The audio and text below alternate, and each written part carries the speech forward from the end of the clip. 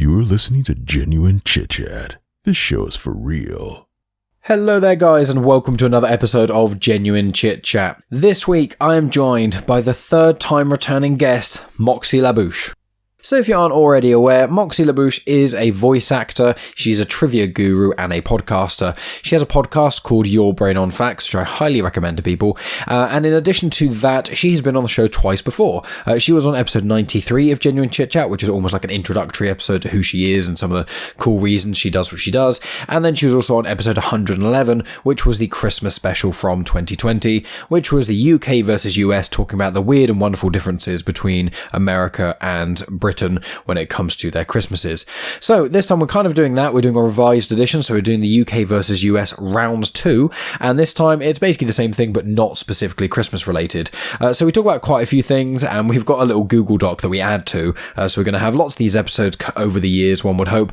I think we are planning on doing another Christmas one as well, but in this episode in particular we spoke about a lot of different things, including model villages, different things we put into coffees, the different meanings of the word Fanny, which is always a fun one, panel shows and pumpkin spice and lots of other weird and wonderful things. So that's generally it of what we're going to be speaking about. I've included links in the description to all the things that Moxie's involved with, including her book. So I should have said at the start she's an author too, but well, she is a person who wears many, many hats. And also joining me is my occasional self-proclaimed co-host Megan, and any of you guys will know that she appears on occasional random episodes and is also with me on my Patreon podcast as well. So that's about it from me, guys. I'm going to play a quick promo for the Your Brain on Facts podcast because it is excellent, and then we'll get into the full conversation, and I will be back at the end to give you guys more information of what's coming up and what's going to be releasing while I'm away. So yeah, hope you guys enjoy this. Make sure you share all the love with Moxie LaBouche, and here we are, UK versus US, round 2. Need to satisfy a hungry mind? Every week, Your Brain on Facts brings you science. Why does mint feel cold? History. King Charles II of Spain was so inbred, his family didn't bother educating him. Music. Many hit songs and even entire albums were written for revenge. Technology. The first video game was made on an oscilloscope in 1958. And every other topic under the sun. Look for Your Brain on Facts on your favorite podcast app or at yourbrainonfacts.com.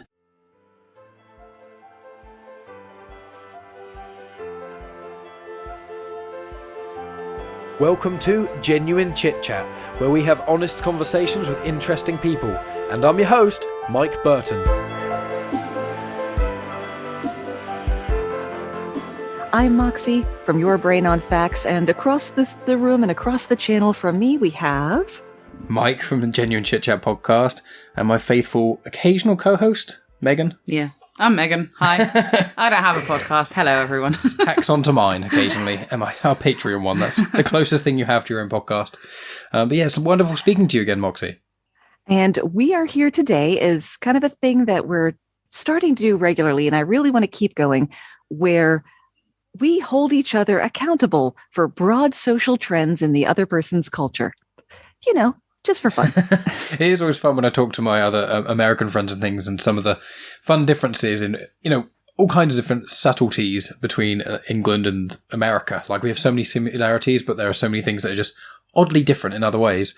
And obviously the last time we spoke was Christmas of 2020.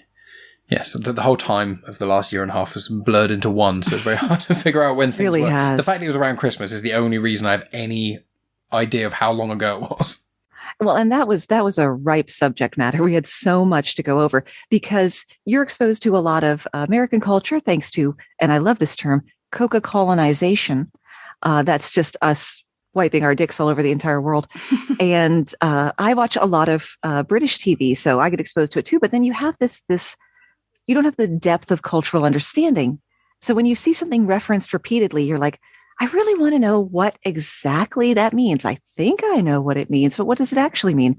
Could I Google it? Yes. What do I do instead? I put it in our Google Doc so that Mike and I can get together twice a year and talk about it. Exactly. So I'll just jump into one that has caught my eye. People will have seen one of them in the movie Hot Fuzz, and they are just referenced a lot in British media. Model villages. Are these things as common as they seem, and why are they in the first place? Well, I don't know about common. They are definitely around. There's from us, we could get to 2 within 3 hours. Because there's one on the Isle of Wight, which is God's Hill, which is the big one. Yeah. And then there's the Lego. You know, you guys have Lego, don't you? Like mini theme parks branded by Lego. Yeah, we have Legoland. In your Legolands, do they have model villages in there as well? Like the Lego. I've never been. Well, When you say a model village, do you mean like a big village or literally models of villages that already exist? It's a little tiny miniature village of that village. I mean, I haven't seen them so much in the UK, but I've seen a lot of them Europe. in Italy. So I'm half Italian, and I've seen a lot of them in like museums, especially where like certain like fossils and animals are located. They'll have like little mini villages there. In the UK, I haven't seen there's the one as many of them. You would be able to, I imagine, anywhere in the UK within 6 hours, you'd probably find one. I don't know about up north, actually. I don't know if they're as common up north. They're kind of like a touristy thing in some ways. I think seaside towns would be more likely. In a seaside town, you probably will find a miniature village. So it's one of those things. I think I'm pretty sure in places like Denmark they're fairly popular as well. It's one of those random things. It's just I didn't know in America do you not have them at all, or is there just like one place that has them? It's not if you told someone, oh, here's a model village, or if they saw one, it wouldn't blow their mind as a concept, as something they'd never seen before, but it's just not done. And it's not something that ever shows up in popular culture. Now, it might be done like the centennial of the courthouse. So we made a tiny courthouse model, that sort of thing. But not that ever gets mentioned in TV and movies, whereas I do see model villages. It's just, like I mentioned, it was in Hot Fuzz. And I can remember one time on an episode of QI, which is something else we're going to talk about today. So I guess it's maybe one of those things that definitely exists and has been around for a while, though maybe not as common, but common enough to be a touchstone. Yeah. I don't think it's a thing that's as popular nowadays. Like maybe once upon a time it was probably more frequent, but... Yeah, you kind of... They're usually not the main attraction of a place anymore. It's now more so, come to this place. We've got a farm, a model village, and something else. It's normally like co-headliners. Farms. A lot of farms will have miniature villages. Yeah, as so well, it's like a co-headliner almost sort of thing, not the main attraction.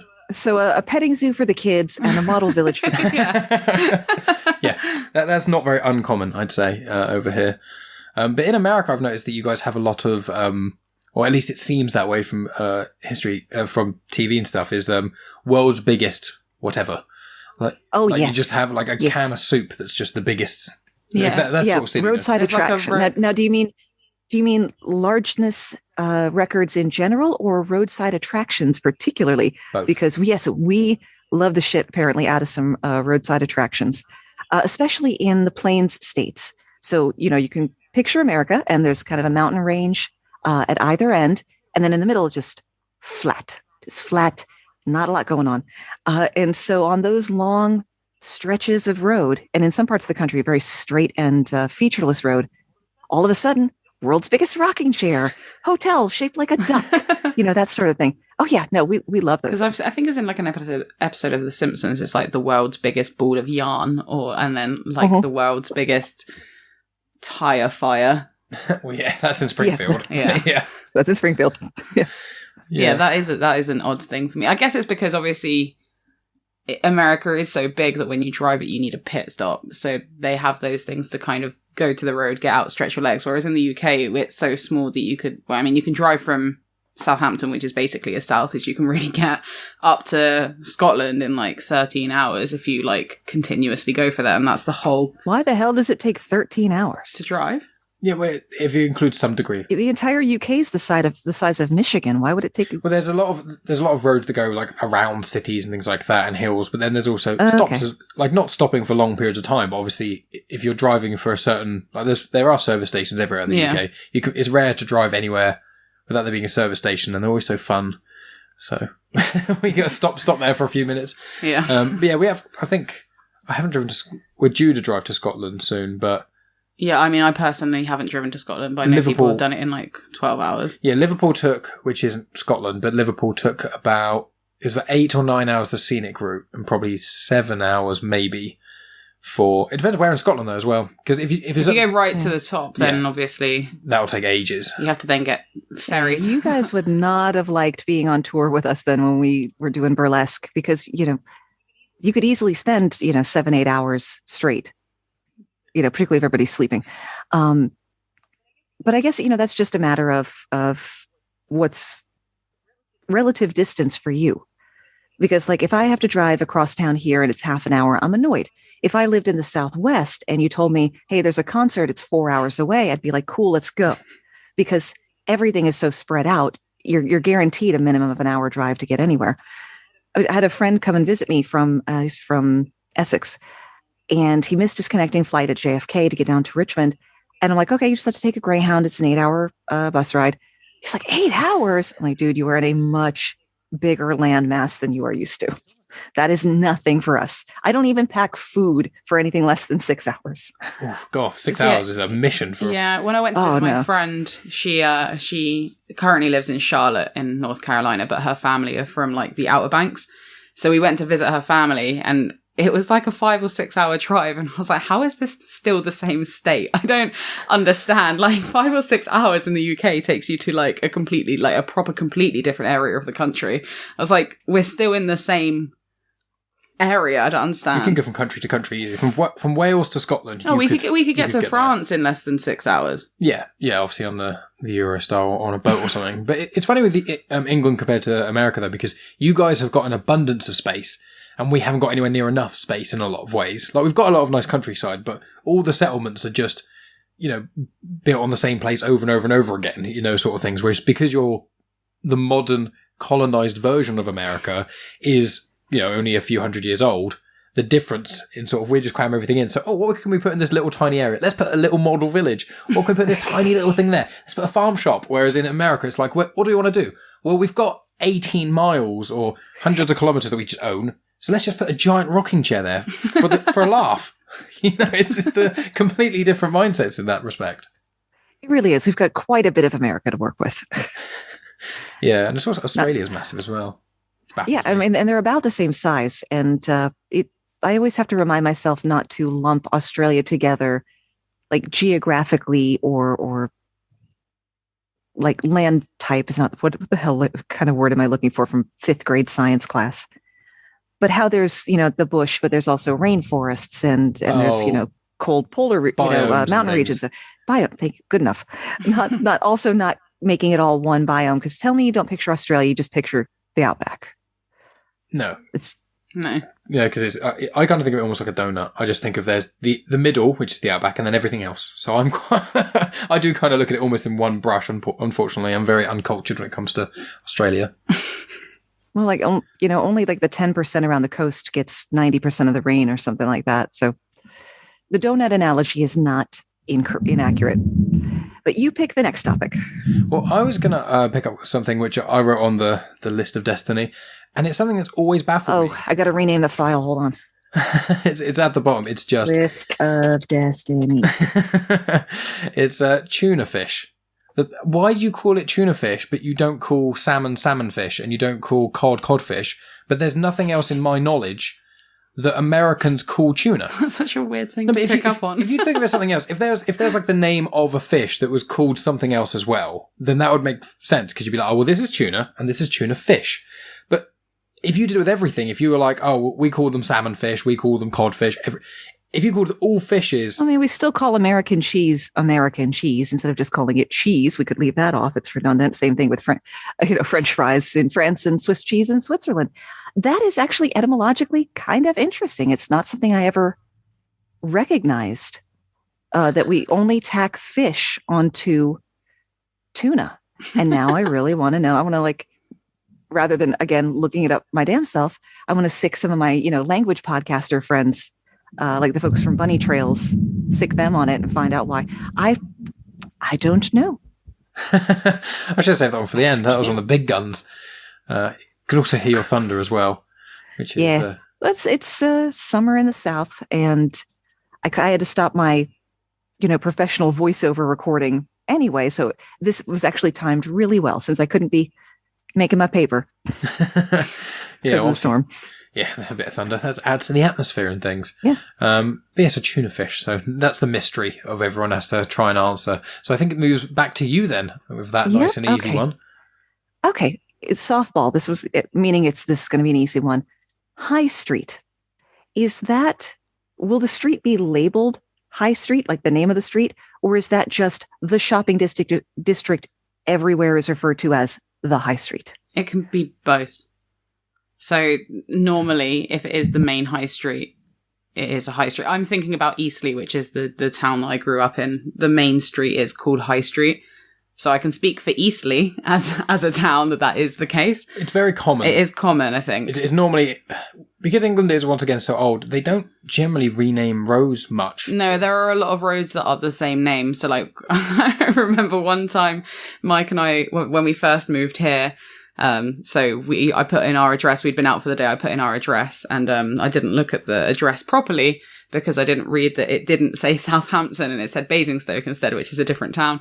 And then I woke up in the car and I was like, why are we in Basingstoke? But it's because I put in our street name for the wrong town, and then we had to drive another 50 minutes to get home. Yeah, which wasn't too bad. Fortunately, I didn't drive in the opposite direction. This doesn't look familiar. Yeah, I guess that's probably it. It's just, I think it's a very common thing. The high street.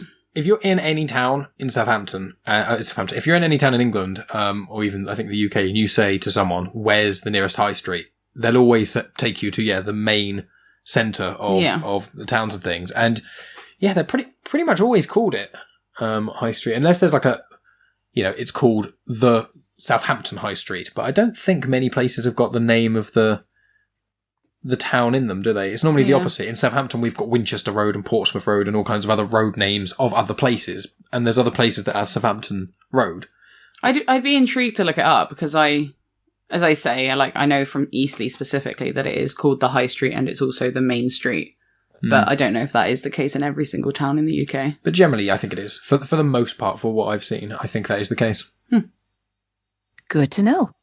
Do you guys have a name for a main area because is it First Street is normal or First Avenue? Or is that just a common name? Okay, well that can vary from city to city. And here's a little fun fact: if you're ever driving in America, on the actual highway system, if it has an odd number, it's going north to south. If it is an even number, it goes east to west. Huh. But, okay, in terms of, in the downtown proper, I live in the suburban sprawl. So, all bets are off out here. But talking about in a city center, you'll almost always have Main Street. Broad Street is pretty common. But then again, I live in a city that has one. It may just seem more common to me. Shopping, of course, happens everywhere because of capitalism. But every town will... Any good city has its quirky little shopping district, which has its own special name. So in Philadelphia, it's Georgetown. In Richmond, it's Carytown. People here listening to this know right off the top of their head what the one is in their city. But apart from Main Street, that's really the only one you can expect absolutely to find. And then you get, the numbered streets going across, numbers getting higher as you go outward. So if you're ever turned around in an American city center and you need to get back downtown, go in the direction that make the numbers go lower. And that's what's called downtown. Cool. Yeah. Wow. It could very well be. Yep. Brilliant. That's a very exciting. That would have helped me a lot if I'd known that information when I was actually in America. It reminds me of when I worked at an Amazon warehouse training other order pickers, and one guy said he missed his break because he spent 15 minutes just trying to find the way out. And I'm like, there's an exit sign required by law every 20 feet. Why don't you just go in the direction the exit signs are pointing? Go take your break now, I guess, idiot. Didn't exactly draw the cream of the crop, that place, but... Well, there's loads of places you can work. I haven't worked in a massive amount of places, but there's usually at least one person who doesn't really know what they're doing in each place I've worked at. At least. A lot more other people, I think. And if you're looking at your office right now and you don't see that person, congratulations. It is you. It is you. So here's a question when it comes to milk then, milk coffees, is that in films, it always says, oh, you put cream in your coffee. Do you actually put cream in it, or is it just another word for milk? I mean, it covers the dairy kind of generically, but yeah, people have preferences as to if they want heavy cream, if they want half and half, which is, half milk, half cream. If they're putting just milk, if it's creamer, if it's soy milk, almond milk, oat milk. But you could say any of those, you could say milk, cream, or creamer just to refer to whatever dairy. Nobody's going to bother getting specific unless they have unless it's going to give them gas and you're stuck in the car with them. Nobody's going to be that particular. Cream in your coffee. Yeah, that sounds mental. Yeah. Sounds lovely. It adds a fuller, a richer mouthfeel. It's one of the things that I don't like coffee as much as I like what coffee does for me. I've got shit to do. And, I'm one of the 43% of people who find that coffee exonerates the bowels. So yeah, I've got shit to do twice. But one of the reasons I don't like black coffee, apart from the horrible, horrible flavor of it, is the watery mouthfeel. But when I've got my dairy in there and my sweetness, which is how I take it, then yeah, it's closer to being a cocoa, which suits me down to the ground. Yeah, I mean, I can imagine cream in it would be nice. I know I'm not saying that it probably wouldn't be nice. It's just an odd concept because, I don't really use cream. We don't buy cream. Well, I think a similar would be if we used whole milk. If we use full fat milk over here, that would be a more similar consistency because I think the standard average in the UK is to use green milk, which is semi-skimmed. Yeah. So that's just like the heart. So am I safe in assuming that bottles of coffee creamer not taking up a lot of space at the grocery store? I don't think I've even. I don't think I've ever seen coffee creamer. No. I did not know about this particular difference, and I'm so excited to have discovered this. And I'm so sorry that you have to live in a country that doesn't bother to have coffee creamer. I think maybe the little tiny pots that you get. It's like that, but there's a whole bottle of it. Yeah, but that's milk. Yeah, I know, but I think that's UHT milk. Right. That's okay. That's long life milk. That's not cream. Right. Because I don't think I've ever seen the thing when you pour it and it's thick. It's always water consistency. Yeah, it's always rank, that milk. It's not great. We have whole milk, semi-skimmed milk, and then skimmed milk. Oh, skimmed milk. And then yes. And that's it. And then we have all of the different non-dairy variations of like Starbucks and things. Or we have oat milk, almond milk, etc., etc. But otherwise, it's just those three types of milk. We don't have cream. We use milk frothers a lot. But I think that's quite common in America milk as well. Still. That's not cream. No. And also, I think our creams are different anyway because Mike bought me an American recipe book. Well, a recipe book that was made by an American, and they had a type of cream in there that I didn't know of. I'd never heard of it, so I had to look it up and find out what it was. And it was a type of cream that is thicker than the thickest cream that we have in the UK. So I think it's like extra double cream or something. Yeah, I think it was like whipping cream, maybe. Yeah, I mean, whipping cream, heavy cream. I know you guys call it double cream. It's basically the same thing. And even if the fat percentages are a little bit different one to the other, it's still going to do the job. So is it that stuff that they put in coffee? Yeah, some people do. Wow. Yeah, but, it varies. But also when you're at the store, if you're at like a proper big, hypermarché, look for coffee creamer, like a nice French vanilla or a hazelnut. Really treat yourself to this thing that I drink every single day. we don't have coffee creamer. We have syrups. Well, I know everywhere has syrups, but we'll have a look. Next time we go to the supermarket, we'll have a look for coffee. Well, worst case scenario, you can blend heavy cream and, or half and half if you've got that, with one of those flavored syrups. Bob's your uncle, coffee creamer. Nice. You can in one bottle though. I just want to try it now. That's mental. We'll have to put that on the list. Just when we go into Tesco, go to like the American section. Yeah, but in the American section, it's just like Reese's cereal and Reese's peanut butter. No, they have like maple syrup and like the specific brand and pumpkin puree. Oh yeah, cans of pumpkin puree to make pumpkin pie. Yeah, because that's not very common over here either. Just pumpkin in a can. I'm glad you didn't say pumpkin spice. So I was surprised that you said pumpkin puree, but in the same time, kind of relieved. You've been spared, I imagine, the insane ubiquity of this particular flavor every autumn. I think Starbucks, because obviously it's an American company, Starbucks have their pumpkin spice latte that comes out around Halloween time. They started this nonsense. And we're all paying for it now. Every single friggin' thing at the store, starting in late August, will have a pumpkin spice variation out. Everything. Cereal, coffee cake, salsa. For those not familiar with Mexican cuisine, pumpkin spice has nothing to say to a jar of salsa, and vice versa. Now, the inclusion of actual pumpkin could be argued to be authentic since pumpkin is a new world food. But yeah, my problem is not basic bitches drinking pumpkin spice lattes, because pumpkin spice lattes, which by the way, aren't actually coffee. It's just flavored milk and syrup, but nobody knows that. It literally does not have coffee in it. Let the basic bitches have that. My problem is the fact that every manufacturer of every kind of thing, food, candles, cleaning products, everything comes out pumpkin spice for 3 months out of the year. Because pumpkin spice is the smell of like cinnamon and stuff, isn't it? It's that kind cinnamon, of spice. Ginger, clove, nutmeg. That kind Why of would stuff, you? yeah. Why would you want everything to smell like that?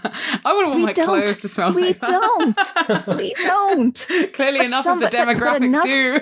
Enough basic bitches keep buying this that they keep making it, and they keep making more and more and more of it, and it ruins a flavor I genuinely like because those warming spices are lovely.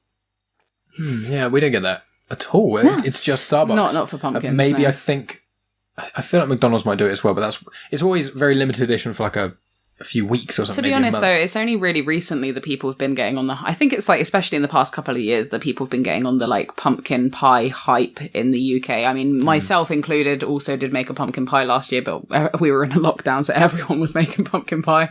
But I think it's only really. It was Denny's. Because there's one. Oh yeah, the like, Denny's. There's like 3 Denny's in England now, in the UK now, and there was the first one was opened in Wales, and we have friends who live in Wales, so we went to a Denny's and it's similar menu and stuff, and they had pumpkin pie there, and that's the first time I had pumpkin pie. I was with you, so it was within the last 3 years. Yeah. Yeah, so we over here pumpkin isn't really. It's not everyone goes massive, and even picking. obviously Denny's is an American chain. So yeah, I was going to ask if you guys have Waffle House, and then I'll just educate you on the glory that is the Waffle House. But finish your thought about pumpkin and pumpkin pie. Yeah, I mean, pumpkins are a thing around Halloween and stuff. Like, there's always pumpkin carving, jack-o'-lanterns.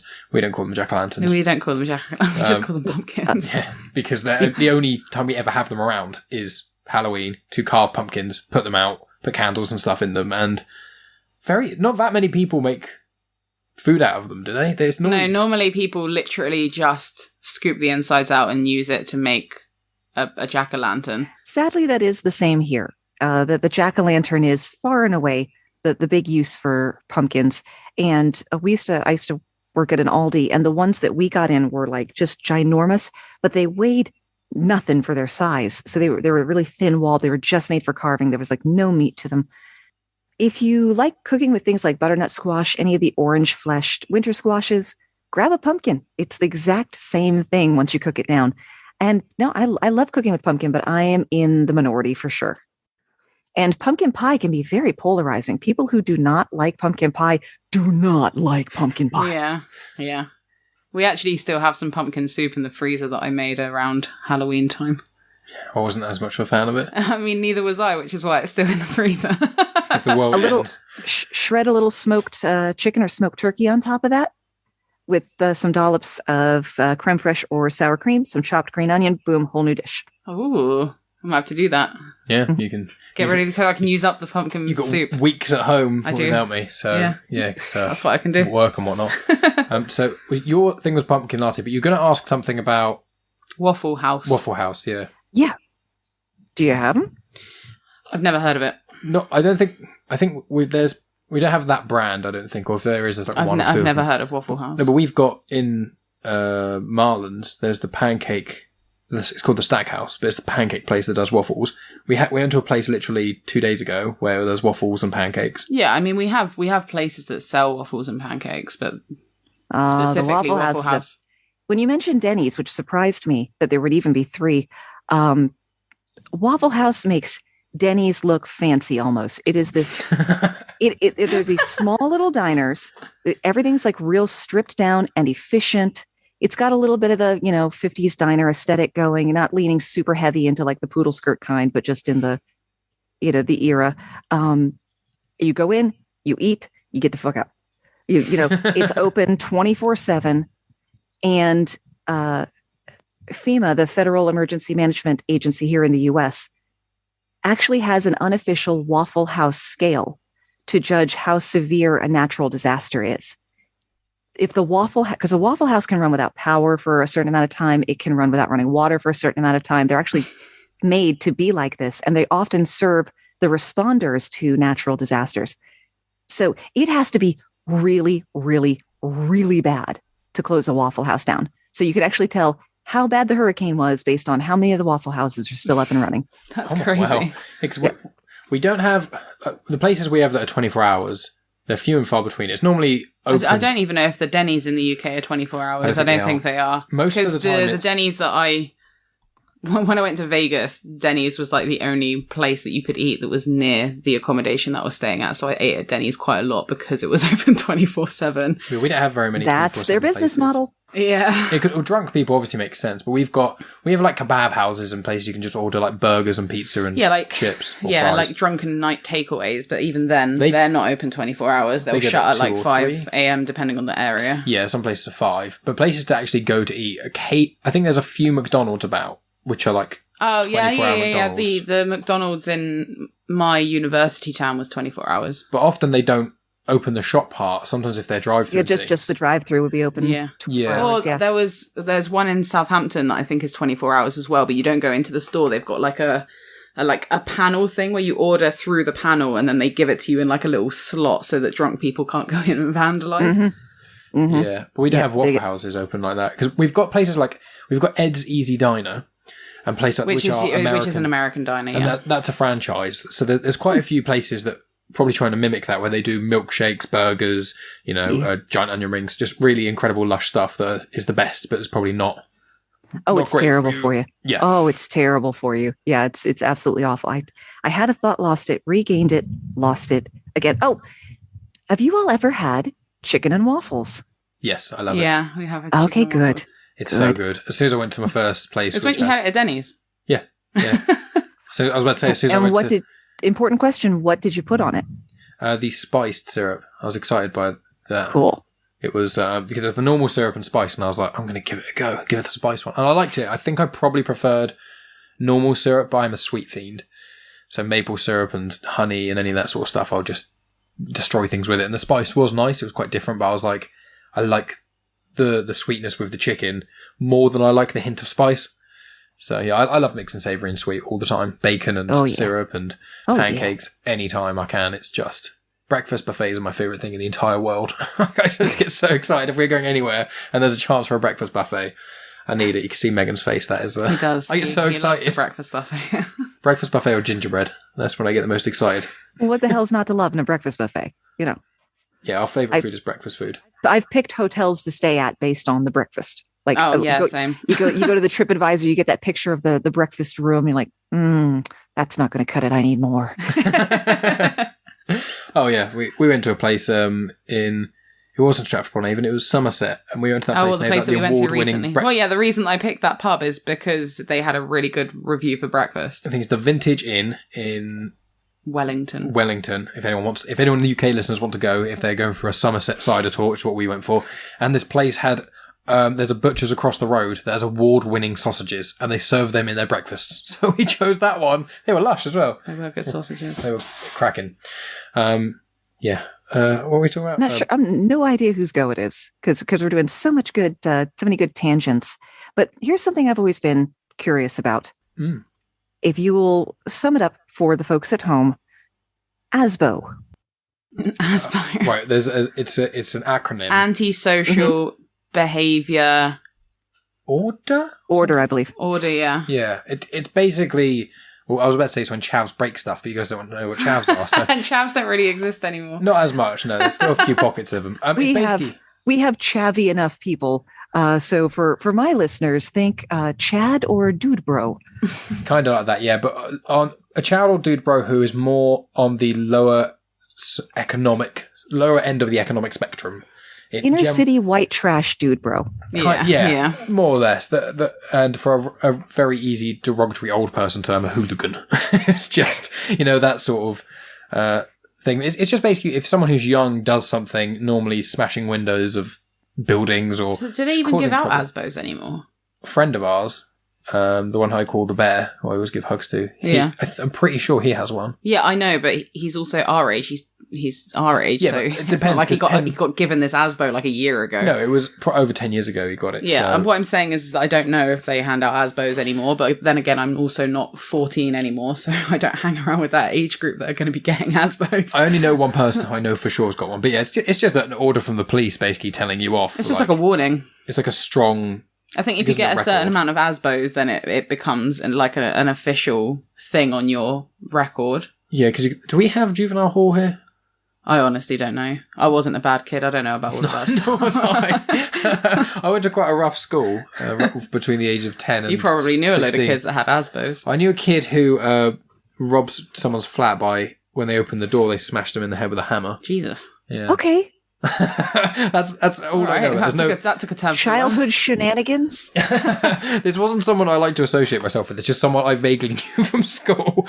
But no, ASBOs... Do they not have something like that in the States? Juvie. I mean, you could get like a ticket essentially for disorderly conduct, but that's really more of a low end criminal charge. Whereas the ASBO seems to, is there like a fine involved? Are you going to end up having to go to court? I honestly don't know. I thought it was just like a piece of paper that you got given, and it was like, here you go, here's an ASBO. But then again, I didn't hang out with You didn't get any, yeah. I didn't get anything like that, and I wasn't one of those people that hung out with the people that got them. It's a court order which can be obtained by local authorities in order to restrict the behaviour of a person likely to cause harm or distress. So it's almost like a very low-key house arrest. It's kind of like, we'll monitor you. It's like a curfew. Yeah, we'll monitor you and say, right. I'm watching you. Yeah, basically. Yeah. No out before 11s, no go around, abandoned buildings and stuff. But yeah. Yeah, that's what an ASBO is. I thought I was about to go down a rabbit hole for talking about ASBOs then. Let's not do that. One thing I want to bring up in our conversation is something, the origins of words and things. I wonder if you can elaborate on this. A couple or three, yeah. Just a couple or 400. I didn't know why we say tuna fish, so I don't know. 50-50 shot here, buddy. Okay, the word Fanny, which over here is actually quite rude. Yeah, euphemism. It's kind of a gross-ish word. Well, it's either a gross-ish word or it's what a child says when they want to talk about a vagina. A vagina. Yes, the female pudenda. As you see, it was either Stephen Fry or Sandy Toksvig said that, and like, it must have been Stephen Fry, because women would not use that word. No, I mean pudenda. We just would not. Yeah, Fanny has the potential to cause some confusion. I feel like you and I have discussed this word before. We might have done. Yeah, but it's worth revisiting, because it could lead to a potentially, awkward conversation if you've got a Brit and an American who don't realize the words mean different things. Because on this side, Fanny means your butt, but it's kind of generationally obsolete. Your grandmother, might pat you on the fanny, but no one else really would use, unless you need it to rhyme for something. And it seems to me that this word really only rose in prominence, at least in the British media that I take in the last decade or so. And of course, those euphemism and terms, they have trends and fashions and come and go as well. So I blame that as being a newer thing. But yes, so tell me, that leads to a very important question. Do you giggle when you hear the term fanny pack? Not anymore. I remember the first time I heard the phrase fanny pack, and I was just like, I'm sorry, what? And also the first phrase... How much can you pack in? Yeah. And also the first time that I heard, like, as you said, like a nan saying, patting the fanny, it's just like, no. Like, no, that's so weird. No, not so much anymore. Like, sometimes it comes up in conversation in, like, class, or, like, we watch something that's an American show and they say a fanny pack, and the students that I teach start to giggle. And I'm like, it just means bum, guys. Come on. It just means bum. I just find it weird that we've got, it's like literally, it's the opposite side of the body for us. It's the front butt. Yeah. front bum, back bum. But it's also a fanny pack, isn't it? Because like we call them bum bags, but you don't wear them on the back. You wear them on the front. I think that's become a new thing, because I think people used to wear them on the back. Surely that just makes it a bit easier to pickpocket. Exactly, which is why people stopped doing that. Yeah, and it depends on where you wear. If you wear them like off to the side, like on your hip, versus wearing it like dead center, and I was not happy to see these come back, even though I love utility and I love anything with pockets. I lived through this once already. We didn't need to revisit this. Let's bring back hair metal if we're really feeling nostalgic for 1989. I used to have. Please bring back hair metal. Hair metal. It's like Motley Crue. Right. Steel Panther are a good modern sort of hair metal band that's still going. Well, Steel Panther are a parody Van Halen tribute group. No, they're a cover group. Oh, really?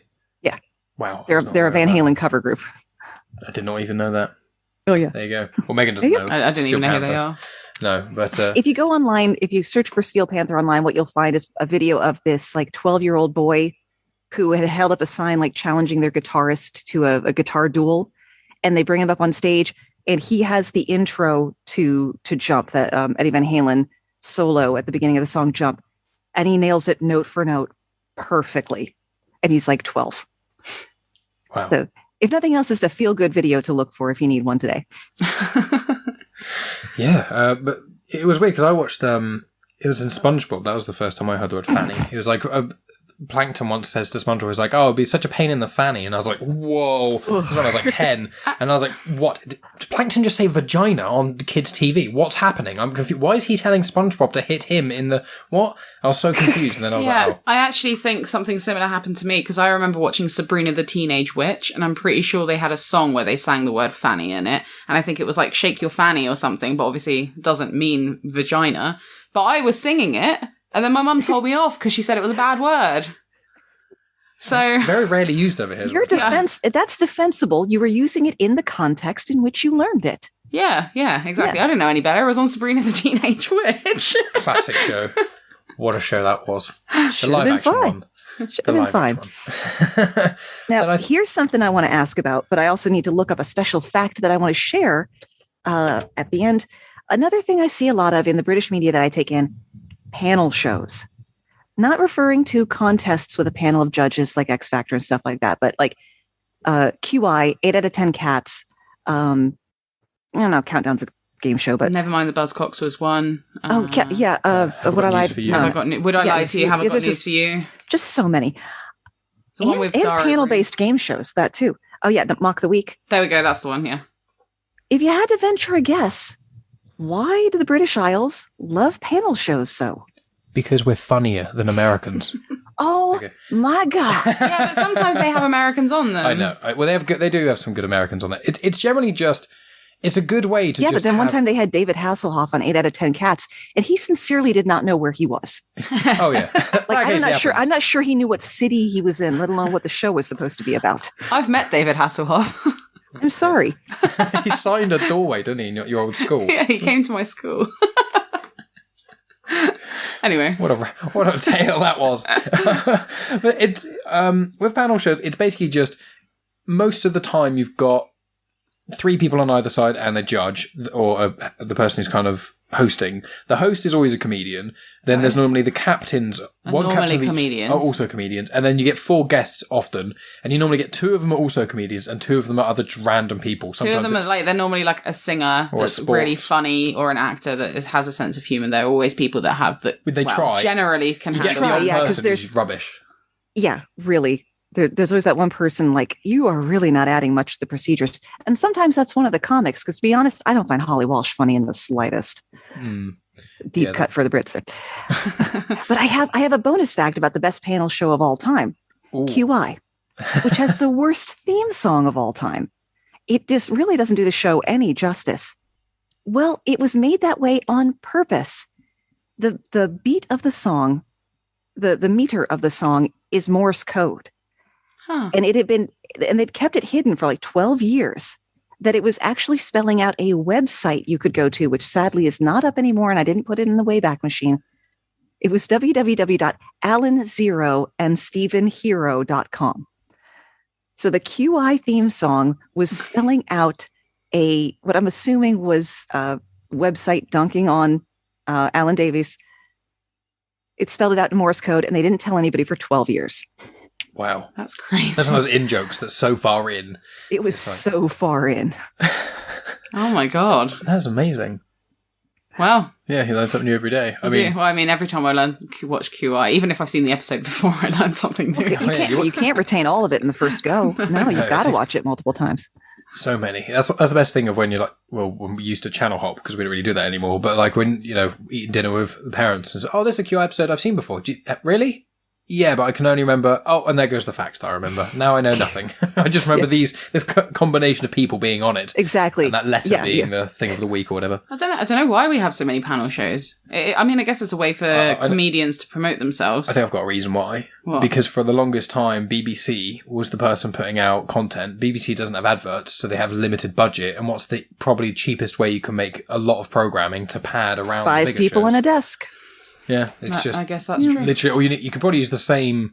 I think a lot of them do, where they use the same studio, because all you need to do is change a few lights and a few graphics just change the color. And And it's just a good... Because there's also the Big Fat Quiz of the Year. That's another panel show. Yeah, I love that one. Yeah, there's a lot of them over here. It's basically just a good way for comedians to not have to either be in a sitcom or seeing them live. It's a lot of comedians use it to work out material and stuff. Which is quite fun a lot of the time.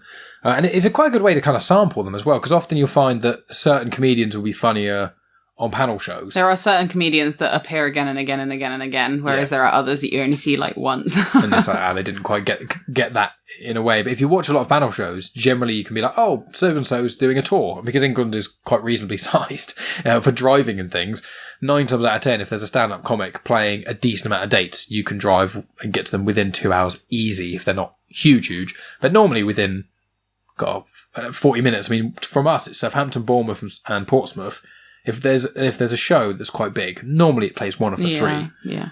So we're just more tightly knit, I think, with our comedy and stuff. So there's like a smaller pool of comedians to choose from, maybe. And so it's just easier to kind of... They all do the rounds, in a way.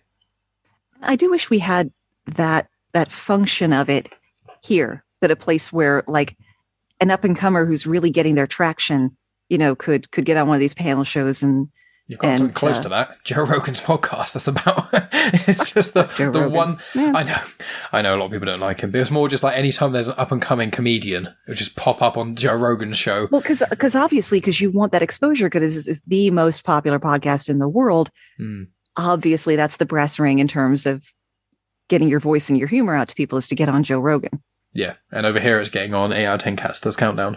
Would I lie to you? Yeah, there was also... Russell Howard's Good News. Yeah, I was going to say Russell Howard's Good News, Love which him. isn't a panel show, but he always did that bit at the end where there was like an up-and-comer comedian that he let do a bit. So that 10 minutes or so, a little set. Yeah. Which is really good. It's like remembering where you came from. Yeah. Helping the generation behind you. I love Russell Howard. He's so cute. Yeah.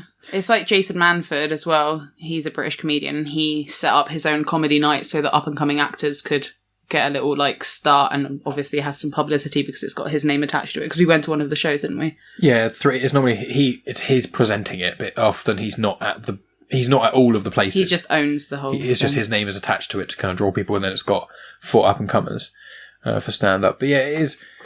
the weird thing is, though, is there's a lot of stand-up comics we see live that don't have support acts. Half of them seem to, and half of them just don't. I don't think I've ever been to a stand-up comedy show where there's been a support act. Really? You mean like an opener? Yeah.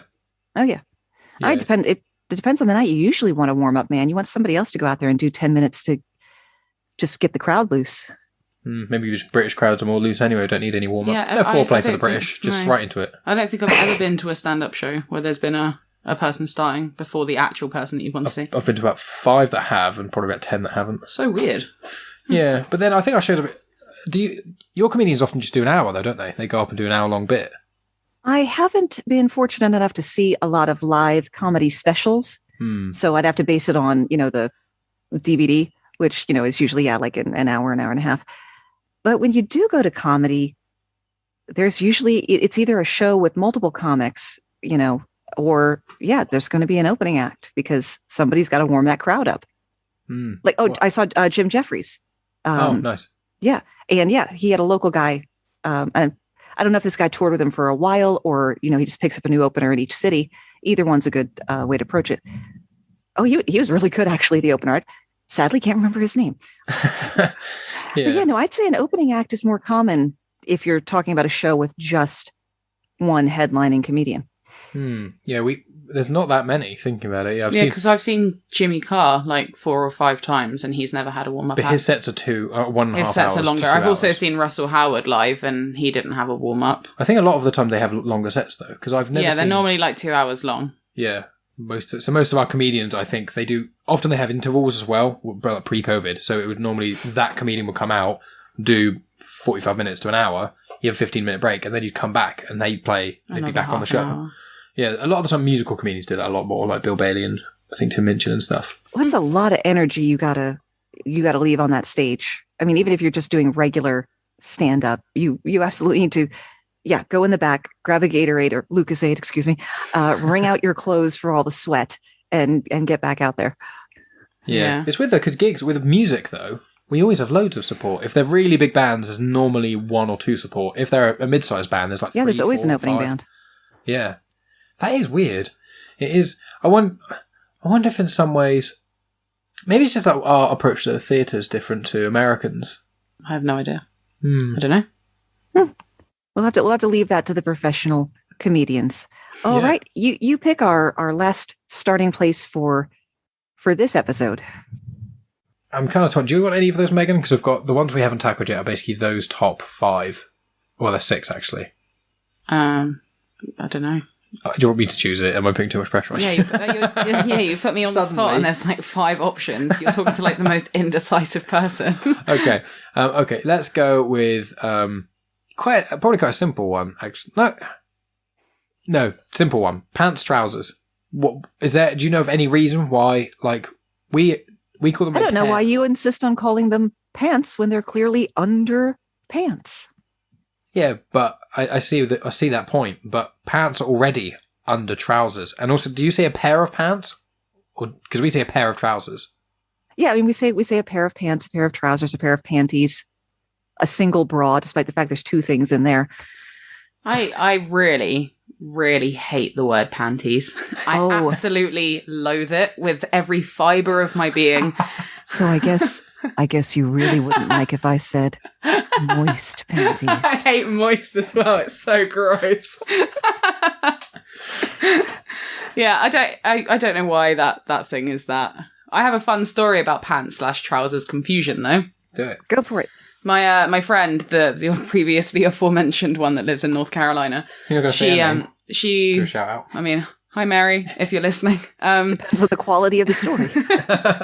She was once telling me about a time that she was wearing a skirt, and then like the wind blew up her skirt, so she accidentally flashed her friends, and she was like, "Oh, it's because I wasn't wearing any pants." And I was like, "Mary, that's disgusting." I was like, "Why on earth were you not wearing pants?" I was like, "You were wearing a skirt," and she was like, "Why would I wear pants with a skirt?" And I was like, why wouldn't you? Why wouldn't you wear pants with a skirt? And then she was like, wait. She was like, what are you talking about? And I was like, pants. She was like, yeah, but specifically what? I was like, well, your underwear. And she was like, oh, no. She was like, I mean trousers. And I was like, oh. I was like, why? Why is that word so different? Because that completely changes the definition of that story. It's either, oh, I accidentally showed my underwear to him. Flash my knickers. Or you I accidentally showed him my vagina, my fanny. In both senses of the word. It's weird as well because the things the word pants aren't used as much anymore in England. Just in my lifetime. I don't use the word pants that because often. of Americans. Because of the confusion, because of you guys screwing up our language. Most people now, we say underwear. I pretty much always say underwear when I'm speaking about pants. I mean, if I was asking you to get something out the drawer for me, and I would be like, oh, can you pass me a pair of pants, please? Yeah, that's a good point. I suppose also men's underwear, there's boxers, briefs, and banana hammocks? I don't know. Was that only swimwear? I don't know. I don't wear them, so I have no idea.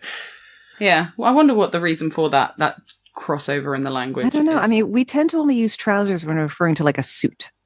You know, your suit is 1 jacket, 2 pairs of trousers, or slacks. That'd be more. What slacks mean? Is slacks trousers? Slacks are trousers, but it's not. Yeah, it's like on the casual end of. But it would definitely refer to non-jeans because jeans are jeans. They're their own. Yeah, that's the same I would still say I am wearing pants, despite the fact that I am quite warm. So that sentence would still make sense, or to say I am wearing jeans. But I wouldn't say of my jeans. I would never say that I am wearing slacks or that I am wearing trousers. Yeah, I think that's the same here. If you're wearing, you don't say I'm wearing trousers if you're wearing jeans. You say you're wearing jeans. Yeah. Jeans again are their own separate thing, but they are still classed. They are trousers. Yeah, they're under the umbrella of trousers, but they're just special enough to... Yeah, they're jeans. It's like when most people have like a smartphone that's an Apple smartphone. It's like, this is my iPhone. It's not just my phone, it's my iPhone. And I catch myself doing it as well. You just say my phone, but I say my iPhone. Can you pass my Samsung, please? Yeah, see, that You're just trying to lord it over those of us in the Android family. Oh, not quite. Even though Mike's phone is like, it's so old. 7 years old. I'm on the iPhone 6. The iPhone 6S, actually. Wow. The company my husband does tech support for, they don't even support back to 6. 7 is the earliest they support. Yeah, most people are like, you still have an iPhone with headphone jack? And I say, yes, because I refuse to let them. I've got an Android Galaxy S8. It's Samsung Galaxy S8. Yeah, which is the same as Megan's phone, but she's so sick of her phone now, she wants to upgrade. And I'm soon to upgrade from my phone, which is an iPhone 6S, to not her phone. Done that. Yeah. We've done that in our house where I've gotten my husband's old phone because he always goes for tech specs.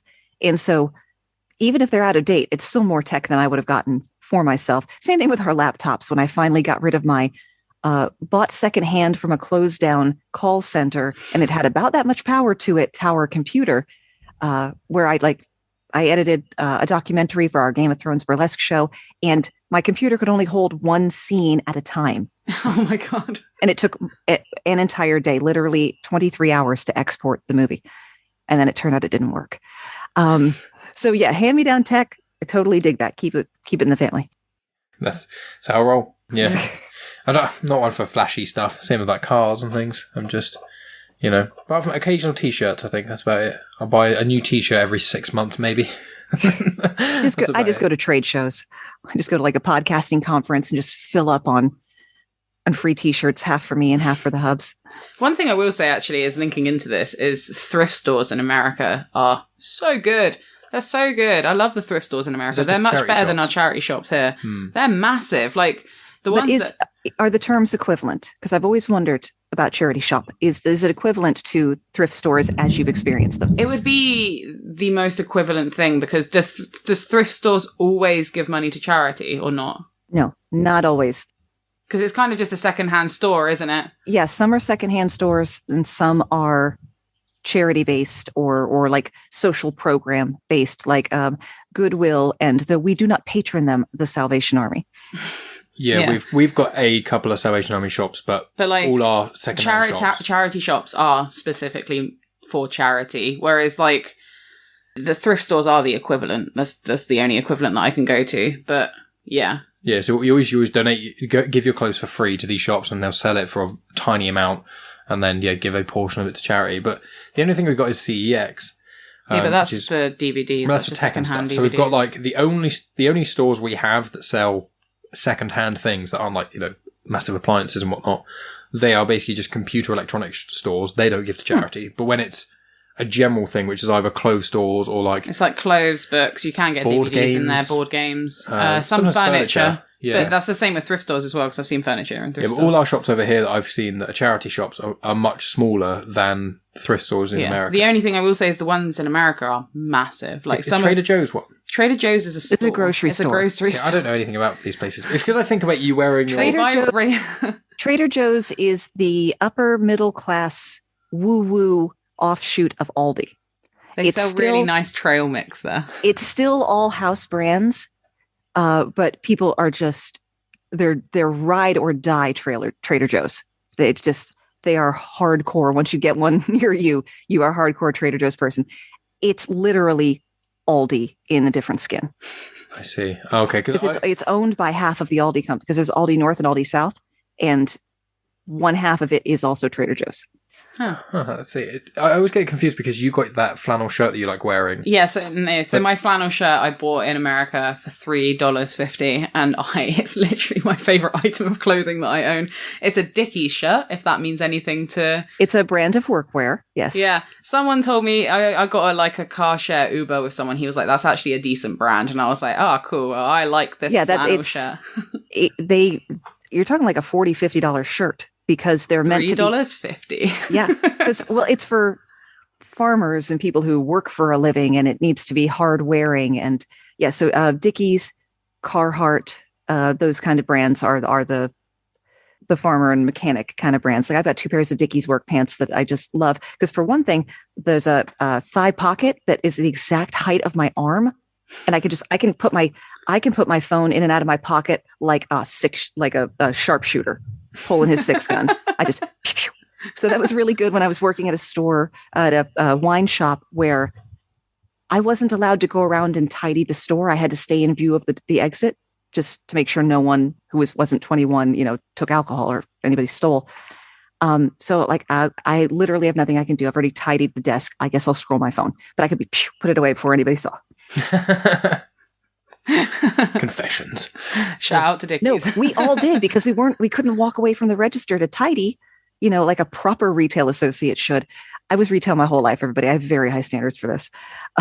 Not like at Aldi where the second you are finished with a customer, you get your ass up. Also, I swear at Aldi, they are like paid or trained rather to be the fastest checkout people in the world. It's like yes, literally being shot at by your shopping. Oh, I've got a question relating to that actually. I know we're wrapping up, but do you guys have self-scan checkouts and stuff? Yeah. Oh yeah. Oh.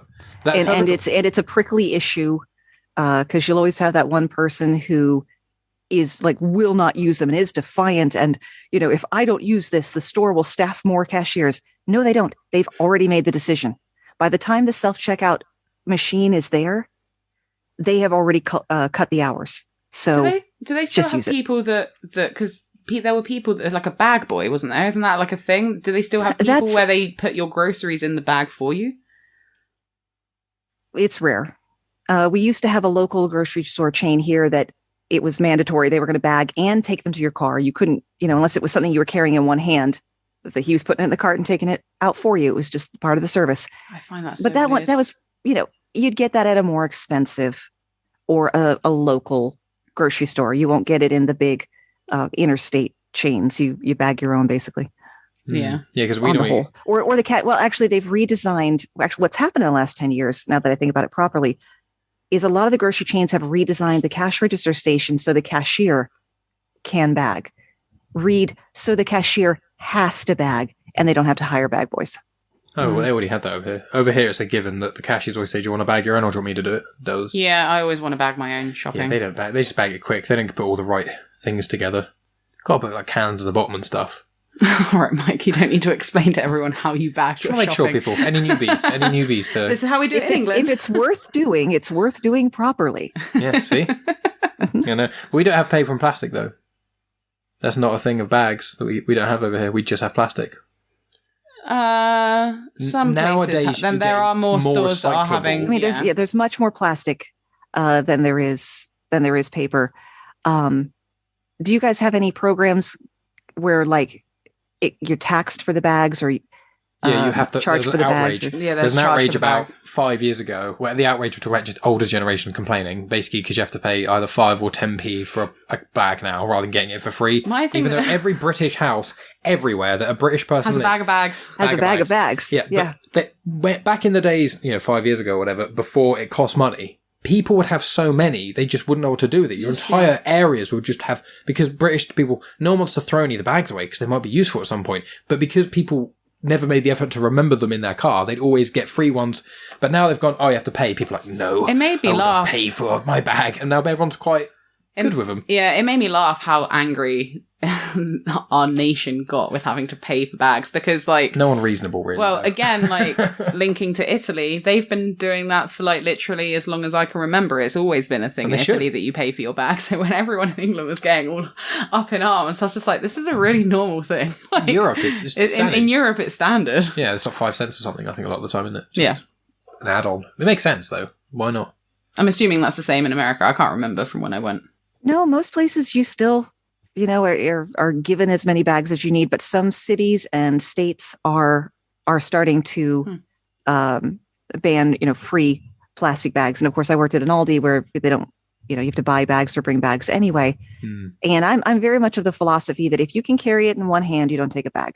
Yeah, which is usually because I forgot mine. So yeah, same. Yeah, it's, whenever I was driving, we'd always have bags in the car, but Megan's normally forget, so it's like, how much can we carry? Do we have to buy another bag? You see me walking out the shop with like a stack, like a juggler. Yeah exactly. Or you try to do that thing when you're going into the Aldi of, I'm not going to get a cart, and that will limit the amount of stuff I can carry, and thus the amount of stuff that I buy. And you end up like with it stacked up to your nose. You make it work. Because you walk down the aisle of mad shit. You walk down the Aldi Finds aisle, and you shouldn't. That's where I you know what happened last time. Yeah. It just gets you. Do I need more yarn? Do I? Yes, I need do. this nice need plant more. pot? Do I need that plant pot? Yes, I do. Yeah, I always That's have only to go there, £3. I might as well. Yeah, exactly. Yeah, if I'm there, I curate. You're like, Michael, can I get this? Like, do we need it though? It's the end of the month. We don't get paid for another week. Do we need to spend that money on that thing there? Probably not. But sometimes you get through. We come back to something random. The joys of adulthood. They'll get you every time. Indeedy. I mean, is there anything else you want to add to this? Because I've got like a couple more, but I can always save them for another edition. That's what I want to do. I want to make sure that we always have plenty to talk about. And I suspect that's not going to be a problem. Wonderful. Cool. Shall we wrap up? We can say where we can find each other on social media and that sort of jazz if there's nothing Plug further your to pluggables. Pluggables.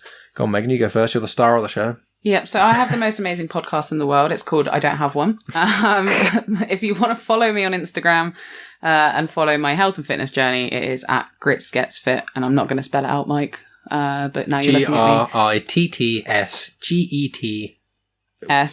There you go. I was too cocky then. I forgot how to spell. Yeah. Yeah, it's mainly because your name is Gritty, so it's Grits, but Grit with 2 T's. That's why I always get you to spell it. Not to be confused with the food, which is something in America. So that's something else. Grits, isn't that a thing? Yes, grits. It's like you can think of it as the country cousin to polenta. Okay. Okay. It's made with white corn, so the texture's a little bit different, and it's looser rather than like how polenta you could cut shapes out of it. I think we mentioned this in the last podcast. I think that's how you know what it was called. No, I've heard of it before. But anyway, you go. Yeah. There you go. Okay. You have a Denny's. There might very well be grits. But I want to know if you know about the other Gritty that we have here, the mascot. No. Okay, this is a thing that happened in Philadelphia for their hockey team a year or two ago. They came out with this mascot. Feel free to Google this so I can see your reactions. Just put Gritty mascot. Okay. And he'll pop right up, and you'll know for sure if you're looking at the right thing, because you'll be, what the hell is this? Oh yeah, I've got it. And that's what the city of Philadelphia looks like a giant cheese puff. I love him. I assume. Well, the city of Philadelphia was very against Gritty until the rest of the country got on board and was very against Gritty. And then Philadelphia was like, well, he's ours and we love him. He's doing the same photo shoot with Kim, the Kim Kardashian. Oh, I like him. Pops champagne onto her bum. They do so much with him, and it's hilarious. He looks like the Honey Monster. He does look a little bit like the Honey Monster. His name is spelt slightly differently to mine. Mine's with an I at the end, not a Y, but I love him nonetheless. Well, because you have the feminized version. Yeah, the Italian surname. Yeah, because you'll be able to see this, Moxie, this is what our Honey Monster look like. This is a cereal mascot. Yeah, so like honeycombs, right? Yeah, well, it might be the same. Oh, no, he's different, yeah.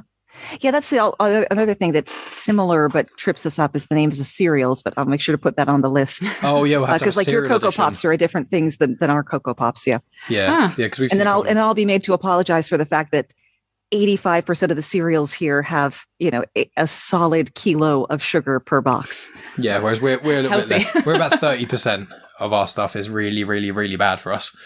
So. Well, I'd like to hold you guys accountable for Weetabix because I'd like to know how particle board is part of a healthy breakfast. I had Weetabix earlier today. I had the cheap versions, wheat biscuits. the Audi version of Weetabix. Like 17p for 40 of them or something. They're not... I have... I'm cereal edition. I'll save that. The craziness of the cereals. But off that tangent, you can find me at Genuine Chit-Chat on Instagram, Twitter, and on Facebook. I've got my show, Genuine Chit-Chat, where it's probably potentially where you're listening to this. If you're on Moxie's feed, you can come over to my show and you can listen to Moxie as well. Both our shows, if you like one of our shows, you'll like the other one's show. So you should just listen to them both because they're amazing. Exactly. And my show is Your Brain on Facts, your weekly half hour of things you never knew you never knew. And we should definitely come up with an actual intro and outro for this because now we're just like, well, what do we say now? Yeah. It's like the episode is like called UK versus US, but it's more... Well, we'll have to think of something clever, or I'll have to think of some really bad names and inspire you to think of something clever. No, I'll probably just see your name and think of one a little bit worse. Okay, wonderful. Well, that's what I have to do. That'll be the plan for the next one that we eventually do. I'll have a note of cereals. We've got a few other things to talk about, and then we'll figure out some sort of intro and outro thing for them. But it's been so much fun, as always, chatting with you, Moxie. Thank you so much for both coming on my show and having us on your show simultaneously. Absolutely. And we're definitely doing another Christmas edition. So if nothing else, we know we'll talk again in 6 months. Awesome. Well, let's finish All right, recording. and that's a wrap. And that's the end of the podcast. Thanks as always for tuning in, guys. If you haven't already, make sure you go and check out episodes 93 and 111 of Genuine Chit-Chat for Moxie's other appearances.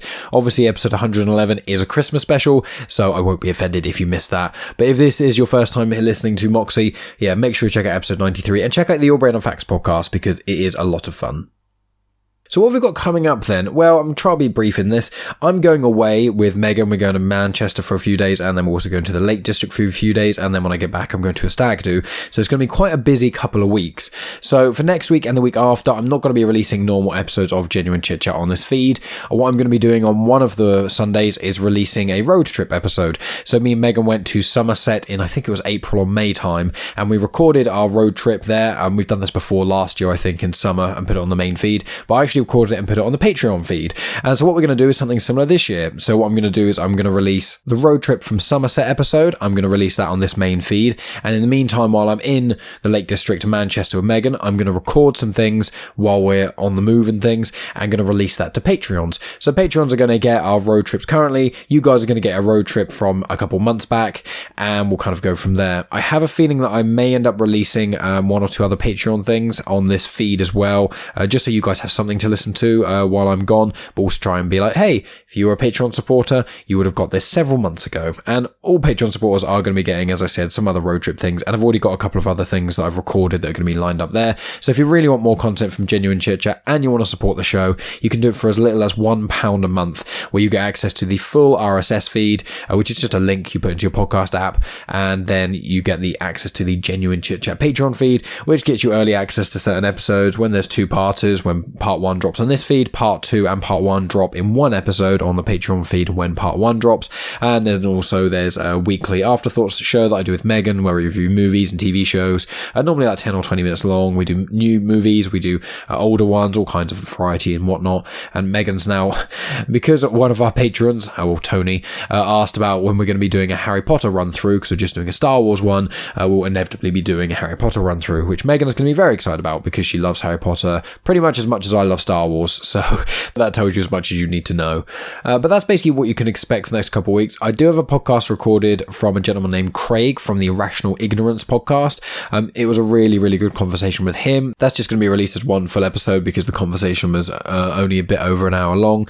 So I'll be releasing that upon my return. So that's going to be more so towards the end of August. I think it's going to be the last weekend of August. And then from there, I've got a few other recordings booked and whatnot. So it's going to be a lot of fun. The second half of the year, I mean, we're in August now, so we're past the second half of the year. But I've still got lots of cool stuff coming out on this feed and a lot of other cool things coming out on Star Wars Comics and Canon as well. And aside from that, there's a few guest spots I've been involved with. The most recent one was me talking about one of my favourite ever films called The Way, Way Back. And that is, it's kind of like a people movie in a sense. It's got Steve Carell in it, Toni Collette, Maya Rudolph, and one of my favourite actors ever, Sam Rockwell. It's a really, really good movie. And I went on the Have Not Seen This podcast, and the host is named Rafe. And we had a really, really good time talking about that. So there's a link to that in the description. And then also in the description, there's links to a lot of other things with comics in motion I've been involved with. I've done a review of Black Widow that was all filled with spoilers. Myself, Megan, and Tonya Todd did 2 episodes about the Loki series as well. I've also appeared on Mandatory Marvel and DC to talk about the new 52 comic Endgame. I've also been on Indie Comic Spotlight, and we did the Flintstones run, the first volume by Mark Russell. And I was also on a YouTube video, Star Wars Timeline. He does a podcast once a week, which is the Timecast. And myself and Ben, which is the host, spoke about the 3 different Star Wars trilogies, how they feel differently, how they worked differently, in some respects didn't work. And it was just a really good conversation. So if you're a big fan of Star Wars, make sure you check that out. As I said, links to these are in the description, so there's no excuse not to check those out. Anyway, that's going to be enough from me, guys. So you'll hear a normal episode thing from me in a couple weeks' time, but I'm pretty certain I'm going to record a little intro and thing for the other episodes I'll be releasing on this feed, just to keep you guys posted. And if you want to know exactly what me and Megan are up to, if you want to hear our road trip episodes that we'll be releasing, and if you want to get access to hours and hours of other content and also support the show, you can do it for as little as £1 a month. Think about that. You spend that in a shop without even thinking about it. And if you did it with me, it changes my life. Every time a new person does it, it really makes such a huge difference. And I appreciate everyone who does that so much. You get a full portion of my undying love as well. So, money can't buy happiness, but it can buy the Genuine Chit-Chat Patreon feed, which is a lot of fun. Anyway, guys, that's enough from me. Thank you as always for listening. Make sure you shout out Moxie LaBouche on all the social media places, because she is a wonderful person to have on the show. And thank you as always for listening. And I'll talk to you guys next week. You have just experienced host, creator, everything elser of Genuine Chit-Chat, and also the host and creator of Star Wars Comics and Canon, found on the Comics in Motion podcast, Mike Burton.